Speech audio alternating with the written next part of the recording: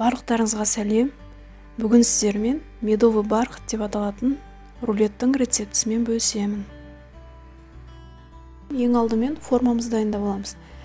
Пергамент қағазын төсеп, үстіне сұйық майымызды видеодағыдай жағып шығамыз.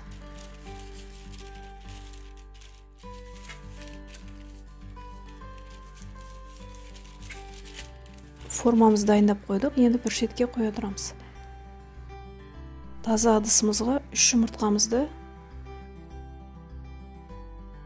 және үстіне қантымызды қосып, миксердің жай жылдамдығынан бастап, әппақ болып көпіргенше араластырамыз.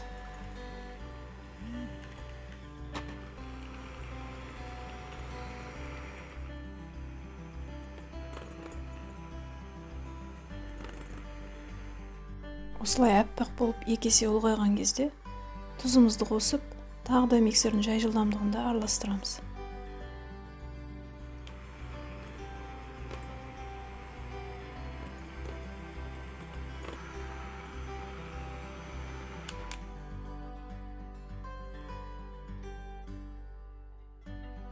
Тұзымыз толықтай еріді, енді үстіне сұйық майымызды қосамыз.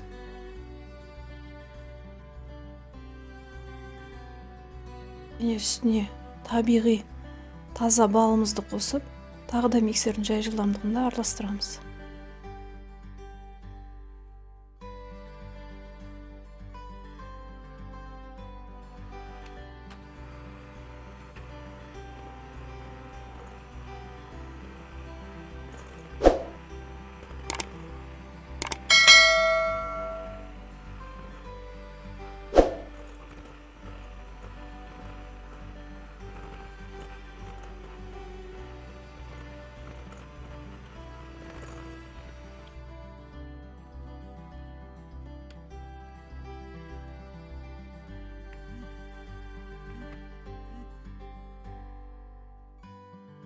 Термен араластырып болдық. Енді ситадан ас содасын өткізіп қосамыз.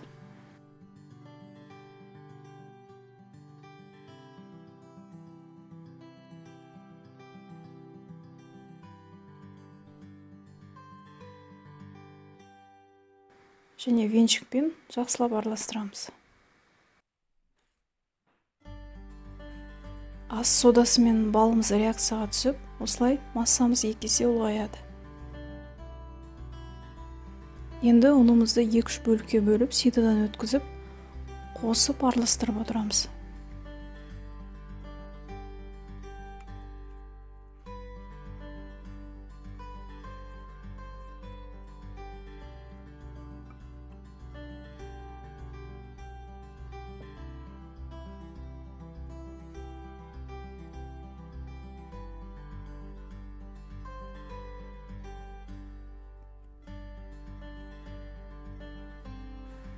Сұйық массамыз дайын болды.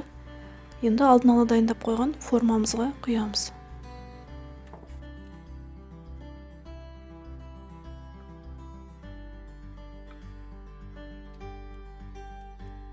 Бірден бәрін құймаймыз. Форма толғанша құйып, қалған бөлігін алып қаламыз.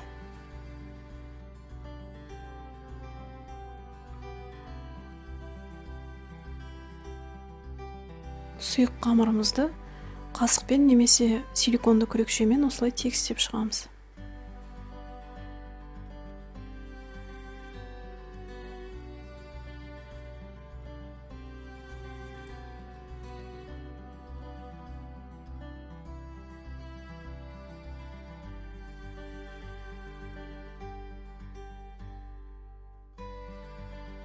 Алдын ала қыздырылған пеште 180 градуста шамамен 20-25 минутта пісіріп аламыз.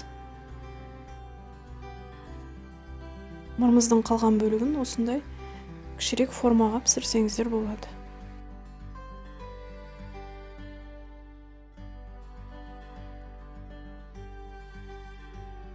Рулетіміз осындай болып пісті, жұмсақ. Енді ағаш таяқшаның көмегімен тексеріп аламыз. Бисквитіміздің үстіне екінші пергамент қағазын қойып, осылай видеодағыдай аударып аламыз.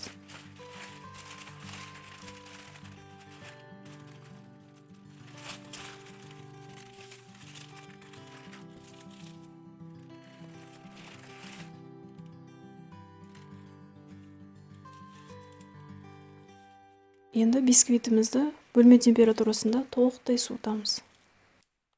Бисквит толықтай суығанша кремін дайындаймыз. Менде қаймақ 20%. Міндетті түрде салқын болуы тиіс. Қант ұнтағын қосамыз. Және үстіне 32 немесе 33% сливкемізді қосамыз. Миксердің жай жылдамдығынан бастап жақсылап араластырамыз.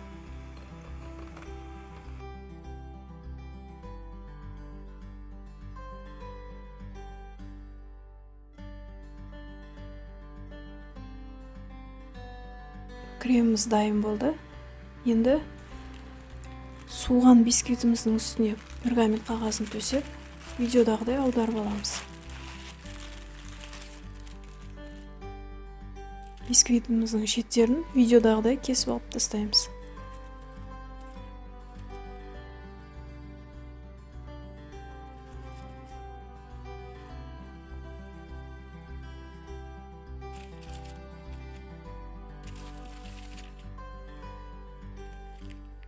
Енді үстіне дайын кремімізді видеодағыдай құйып шығамыз. Жоғарғы жағын сәл жеткізбейміз. Кремнің бәрін бірден жақпаймыз, кішкене бөлігін рулетіміздің бетіне алып қаламыз.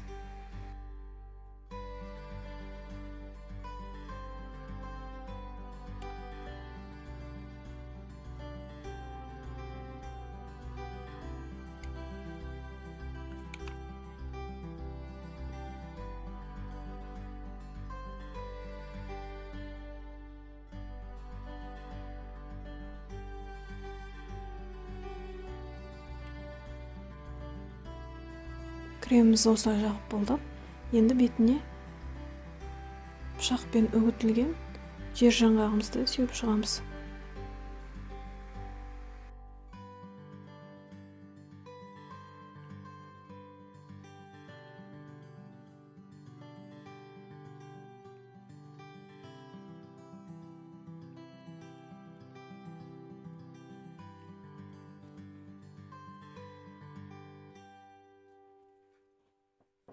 Қатты қыспай, рулет қылып ораймыз.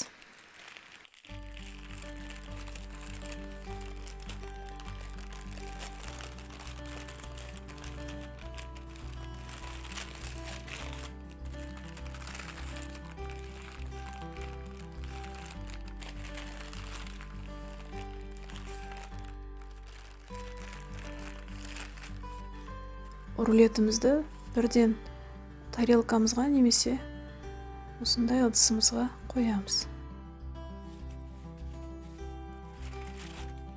Жан-жағына осылай пергамент қағазын төсейміз.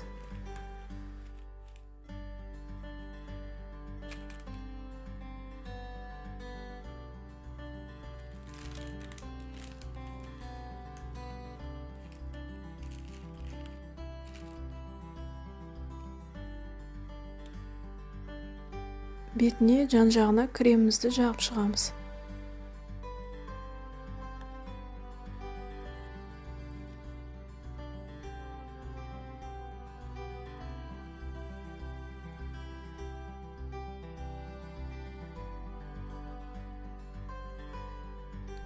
Жаңағы бисквиттің жанынан кесіп алған қалдықтарды осылай қолымызбен үгітіп, немесе блендер болса блендермен үгітсеңіздер болады.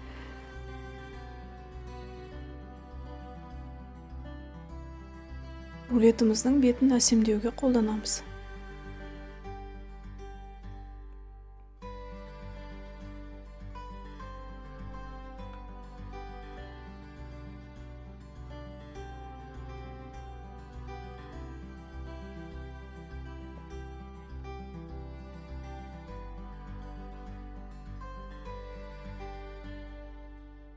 Рулетіміздің бетін түгел қаптап болдық. Енді жан-жағындағы пергамент қағаздарын алып тастаймыз.